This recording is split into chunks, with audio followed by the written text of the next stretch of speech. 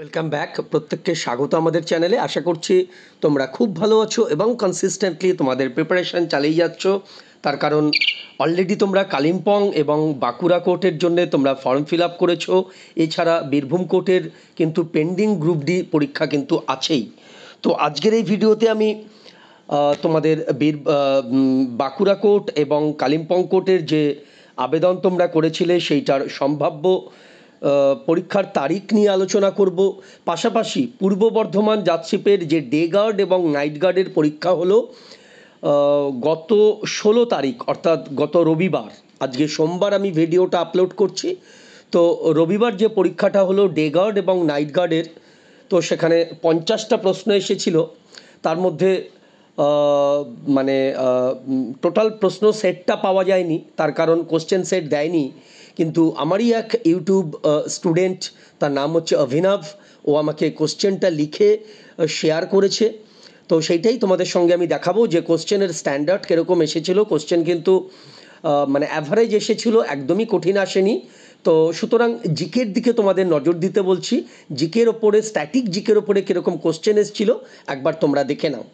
তো শুরু করার আগে একটাই রিকোয়েস্ট করব, যারা যারা আমাদের চ্যানেল এখনও সাবস্ক্রাইব করনি, অর্থাৎ প্রথমবার ভিজিট করছো বা ভিজিট করেও সাবস্ক্রাইব করনি, অনুরোধ করছি প্লিজ সাবস্ক্রাইব করে রাখো, যাতে এরকমই গাইডেন্স এবং আপডেট এরকম তোমরা পেতে পারো। তো চলো আমরা কোশ্চেনটা পিডিএফটা খুলে নিচ্ছি। এটা দেখো, পূর্ব বর্ধমান জাজশিপের নাইট গার্ড এবং ডে গার্ড যে রিক্রুটমেন্টের জন্য আলাদা অ্যাডভার্টাইজমেন্ট বেরিয়েছিল, তো সেইটার 16 তারিখে পরীক্ষা, সেটারই কিছু প্রশ্ন। চন্দ্রযান-3 কত তারিখে চাঁদের বুকে নেমেছিল? তো সঠিক অ্যান্সারই লিখেছে, এটা হচ্ছে 23শে অগাস্ট 2023। 23শে অগাস্ট 2023। তো এখানে একটা প্রশ্ন করি যে কারা এইটা সফলভাবে উৎক্ষেপণ করেছিল। জানো যে ইসরোর সায়েন্টিস্টরা, ইসরো মানে হচ্ছে ইন্ডিয়ান স্পেস রিসার্চ অর্গানাইজেশন, যেটার সদর দপ্তর হচ্ছে ব্যাঙ্গালোরে। ঠিক আছে, এইবারে এই চন্দ্রযান-3 থেকে আর একটা প্রশ্ন তোমরা জানো, তবুও তোমাদের বলছি, এটার ল্যান্ডারের কি নাম ছিল।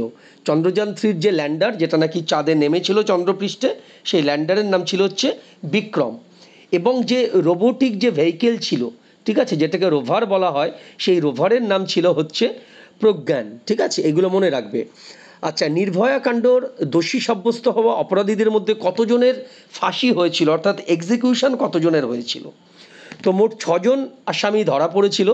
তার মধ্যে একজন সুইসাইড করেছিল জেলে থাকাকালীন, আর একজন জুভেনাইল মানে তোমার 18 বছর হয়নি বলে তাকে ছেড়ে দেওয়া হয়েছিল 3 বছর সে ইমপ্রিজনমেন্ট থাকার পরে। বাদবাকি 4 জনের কিন্তু এটা ফাঁসি হয়েছিল। 2012 সালে দিল্লিতে এই গণধর্ষণ হয়েছিল, যেটা নাকি আমাদের মানে ভারতবর্ষের ইতিহাসে এটা একটা মানে সবথেকে কলঙ্কময় দিন ছিল। তো এটা মোট 6 জন ছিল, 4 জন তার মধ্যে ফাঁসি হয়েছিল। রাম মন্দির কবে উদ্বোধন হয়েছিল? তো রাম মন্দিরের প্রাণ প্রতিষ্ঠা বা উদ্বোধন হয়েছিল 22শে জানুয়ারি। ঠিক আছে, 2024। এটা 23শে জানুয়ারি নয়। ভারতের সর্বপ্রথম নোটবন্দি কোন প্রধানমন্ত্রীর আমলে হয়? তো তোমরা জানো যে রিসেন্ট যে নোটবন্দি 2016 সালে হয়েছিল, তোমার 2000 টাকার নোট এবং 500 টাকার নোট বাতিল করে দিয়েছিল, 1000 টাকার নোটও বাতিল হয়ে গিয়েছিল। তো তার আগে কিন্তু প্রথম নোটবন্দি স্বাধীনতার আগে 1946 সালে হয়েছিল। তারপরে 1978 সালে হয়েছিল, 31 বছর পরে, সেটা হচ্ছে মোরারজি দেশাইয়ের আমলে 10,000 টাকার নোট বাতিল হয়েছিল এবং 500 টাকার নোটও বাতিল হয়েছিল। এর পরের প্রশ্নটা, ঘানা অভয়ারণ্য কোন রাজ্যে অবস্থিত? ঘানা অভয়ারণ্যের আর একটা নাম হচ্ছে কেওলাডেও অভয়ারণ্য। ঠিক আছে, তো এটা হচ্ছে রাজস্থানে অবস্থিত। ভারতের সবথেকে বড় রাজ্য কোনটি? বড় রাজ্য হচ্ছে রাজস্থান। আর সবথেকে পপুলেটেড মানে মানে জনবহুল রাজ্য হচ্ছে ইউপি। আর সবথেকে ছোট রাজ্য গোয়া। ঠিক, সবথেকে ঘন মানে জনবসতির দিক থেকে সবথেকে ছোট হচ্ছে সিকিম। নিচের কোনটি কেন্দ্রশাসিত অঞ্চল নয়? তো এখানে বোঝাই যাচ্ছে গোয়া হচ্ছে কেন্দ্রশাসিত অঞ্চল নয়। পোঙ্গল কোন রাজ্যের উৎসব? তামিলনাড়ু। চন্দ্রগুপ্ত ঠিকই লিখেছে। চন্দ্রগুপ্ত মৌর্যের আমলে কোন বিদেশি পর্যটক ভারতবর্ষে আসেন? মেগাস্থিনিস, একদম সঠিক। কোন সম্রাট জিজিয়া কর তুলে নেন? ঠিক আছে, এটা হচ্ছে আকবর তুলে নিয়েছিলেন। আর কে এই জিজিয়া কর শুরু করেছিল? কুতুবউদ্দিন আইবক। চিরস্থায়ী বন্দোবস্তের প্রবর্তক লর্ড কর্নওয়ালিস, একদম ঠিক। এক্স পার্টি শব্দের অর্থ কী? আচ্ছা, এক্স পার্টি শব্দটা এই আমাদের অর্ডারে ব্যবহার করা হয়, জুডিশিয়াল অর্ডারে ব্যবহার করা হয়। দেখো, কোনো মামলায় তো দুজন পক্ষ থাকে, তো বাদী এবং বিবাদী। তো কোনো একজন পার্টি যদি অ্যাবসেন্ট থাকে, তার অ্যাবসেন্ট মানে তাকে জানানো হয়েছে কিন্তু সে আসেনি, ঠিক আছে, তার অবর্তমানে কোর্ট যদি রায় দেয় সেটাকে এক্স পার্টি অর্ডার বলা হয়। পশ্চিমবঙ্গের প্রথম মুখ্যমন্ত্রীকে প্রফুল্লচন্দ্র ঘোষ, ঠিকই লিখেছে। সিপাহী বিদ্রোহ কত সালে হয়েছিল? 1857, ঠিক আছে। তারপর একটা অঙ্ক ছিল, ও ঠিক মনে নেই। বেঙ্গল কেমিক্যালের প্রতিষ্ঠাতা, একদম ঠিক লিখেছে, প্রফুল্ল রায়। ওয়ার্ল্ড হেলথ অর্গানাইজেশনের সদর দপ্তর মানে হেডকোয়ার্টার্স জেনেভা। শ্রীলঙ্কার জাতীয় খেলা ভলিবল, একদম ঠিক আছে। রাখাল দাস বন্দ্যোপাধ্যায় কত সালে সিন্ধু সভ্যতা আবিষ্কার করেন? এটা 1922 সাল আমার যতদূর মনে আছে। হাইকোর্টের বিচারকদের, তাও একবার দেখে নিও এটা, হাইকোর্টের বিচারকদের অবসরের সময় কত?